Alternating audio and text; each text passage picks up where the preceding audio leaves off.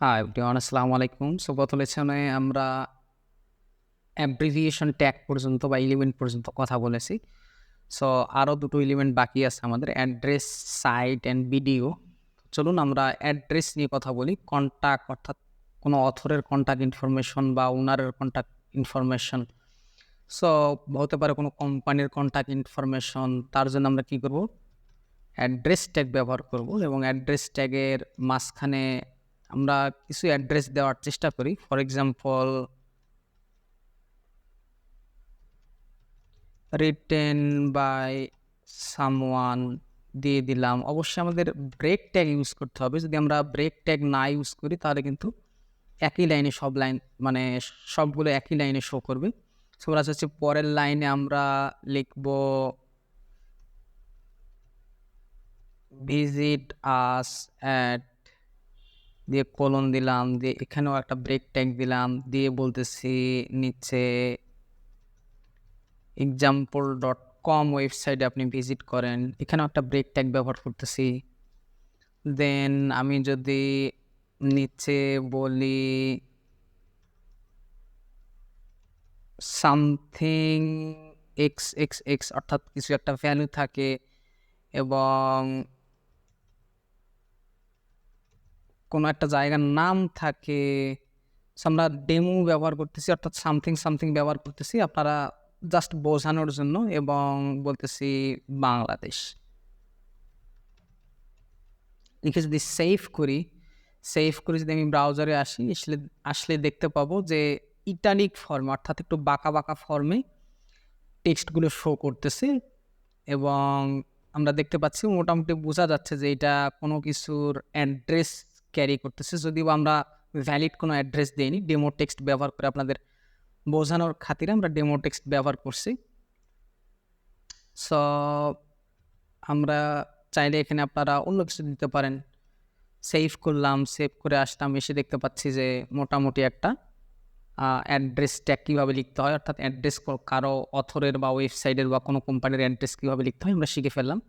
তো চলে যাচ্ছি আমরা নেক্সট লেসনে, অর্থাৎ সাইট ট্যাগ। মূলত ক্রিয়েটিভ ওয়ার্কস বা কোনো কাজ করছে কেউ, তার টাইটেল দেওয়ার জন্য মূলত ব্যবহার করা হয়ে থাকে। ফর এক্সাম্পল, কেউ একটা আর্ট করছে, সুন্দর একটা আর্ট করছে, সো আর্টের টাইটেল দেওয়ার জন্য মূলত সাইট ট্যাগ ব্যবহার করা হয়। সো আমরা যদি প্র্যাকটিক্যাল এক্সাম্পল দেখি তাহলে আপনাদের জন্য বুঝতে সুবিধা হবে। সো আমরা ধরে নিচ্ছি যে একটা প্যারাগ্রাফ, একটা এলিমেন্ট নিলাম, নিয়ে আমরা বলতেছি যে দিস পিকচার বাই সামওয়ান, আমরা নাম দিচ্ছি না, সামওয়ান এই পিকচারটা কি করছে, পিকচার ক্রিয়েটেড ইন, ধরেন যে 2023 চলতেছে, আমি 23 দিলাম, সেভ করলাম। সেভ করে আমি দিস পিকচার এইটাকে পুরোটাকে কী করবো, সাইড ট্যাগে রাখবো। যদিও আমরা নাম দিইনি, টাইটেল হিসেবে দিস পিকচারই দিয়ে দিলাম। সো আমি যদি এখানে সাইড ট্যাগ ব্যবহার করি, এই দিস পিকচারটা অর্থাৎ কাজের টাইটেল, আমি ডেমো হিসেবে আপনাকে দেখাইলাম যে দিস পিকচার লিখলাম, তাই বলে আপনি যে দিস পিকচার লিখবেন তা কিন্তু না। অর্থাৎ কাজের যেটা টাইটেল, সেই টাইটেলটাকে কী করবেন, সাইড ট্যাগের ভিতরে রাখবেন। উপরে একটা পিকচার থাকলেও থাকতে পারে, যদিও বা আমরা ইমেজ এলিমেন্ট নিয়ে কথা বলিনি, তারপরেও আপনাদের দেখানোর সুবিধার্থে আমি ইমেজ ট্যাগ নিয়ে আমরা পরবর্তী 1-2 লেসন পরে আমরা কথা বলবো। সো আমি ইমেজ ট্যাগ নিলাম, নিয়ে হাইট দিয়ে দিলাম 100, উইথ দিয়ে দিলাম 100। সেভ করতেছি। সেভ করে আমি যদি ব্রাউজারে আসি, এসে দেখাচ্ছি যে মূলত আমরা একটা ইমেজ নিছি। সো ইমেজের নিচে বলতেছি দিস পিকচার কথাটা একটু দেখেন ইটালিক ফর্মে হয়ে গেছে। আমরা একটা স্পেস দিয়ে নিই, স্পেস দিয়ে সেভ করতেছি। সেভ করলে দেখতে পাবো বাই সামওয়ান ক্রিয়েটেড, অর্থাৎ এই যে পিকচার বা একটা কাজের যে টাইটেল, এই টাইটেলটা দিয়ে আমরা কোনো পার্সন ক্রিয়েট করছে বা কে এই ক্রিয়েটিভ কাজটা করছে।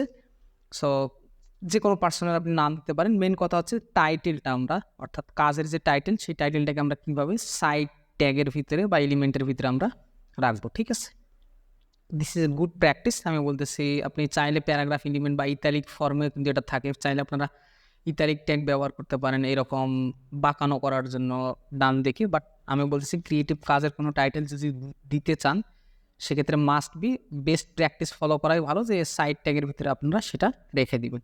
সো লাস্ট যে একটা এলিমেন্ট আছে সেটা হচ্ছে ভিডিও, অর্থাৎ বাই ডিরেকশনাল ওভাররাইট।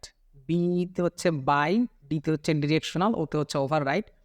সো আমরা চলুন বাই ডিরেকশনাল ওভাররাইট কীভাবে কাজ করে আমরা দেখে নিই।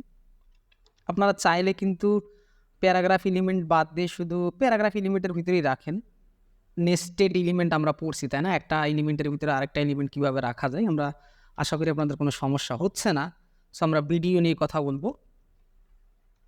সো ভিডিও ট্যাগে আপাতত আমরা কোনো অ্যাট্রিবিউট ব্যবহার করতেছি না। এখানে লিখলাম this text will be written from right to left। Save করতেছি, সেভ করে আমি যদি ব্রাউজারে আসি, মূলত নর্মাল টেক্সটই আমরা দেখতেছি, তাই না? সো এই টেক্সটটাকে যদি আমরা রাইট থেকে লেফটে নিয়ে যেতে চাই, অর্থাৎ উল্টো দিক থেকে যদি আমরা টেক্সটটাকে পড়তে চাই, সেক্ষেত্রে অবশ্যই কী করতে হবে, আমরা বলছি আমরা এলিমেন্ট তৈরি করব, বাট সেই এলিমেন্টের বৈশিষ্ট্য নির্ধারণ করে দেওয়ার জন্য আমরা নর্মাল এলিমেন্ট তৈরি করি, তাই না? ভিডিও কিন্তু আর চেঞ্জ করতেছে না। সো চেঞ্জ করার জন্য আমাদের কী করতে হবে, এখানে একটা টাইটেল অর্থাৎ একটা অ্যাট্রিবিউট ব্যবহার করতে হবে। সেটা অ্যাট্রিবিউটের নাম হচ্ছে DIR, অর্থাৎ ডিরেকশন আমরা বলে দিব।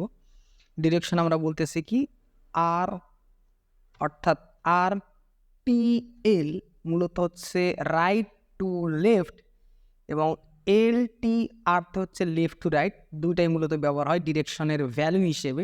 অর্থাৎ আপনার ডিরেকশনটা যদি বলে দেন রাইট টু লেফট, সেভ করতেছি, সেভ করে যদি এবার ব্রাউজারে আসি, আসলে দেখাবো কথাটা মূলত উল্টো হয়ে গেছে, তাই না? অর্থাৎ আমাদের টেক্সটের যে ডিরেকশন ছিল সেই ডিরেকশনটা মূলত কী হয়ে গেছে, চেঞ্জ হয়ে গেছে।